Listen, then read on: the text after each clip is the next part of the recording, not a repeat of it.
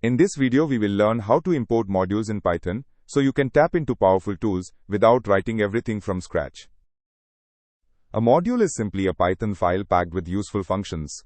Python ships with hundreds of these ready to go, and importing one gives your script instant access to all of them. Think of a module as a toolbox on a shelf.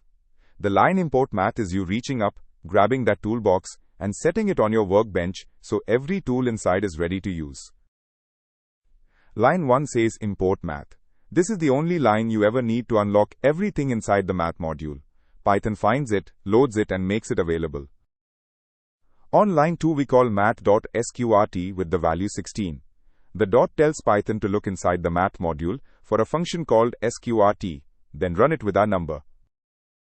When we run the file, Python prints 4.0. The math module did the work for us. No formula needed. Notice it is a float, so the dot 0 appears in the output. The most common mistake is calling math.sqrt before writing import math. Python will throw a name error because it has never heard of math. Always put your imports at the top of the file. Modules let you stand on the shoulders of code that is already written and tested. One import line at the top of your file unlocks a whole toolbox. Use it as many times as you like.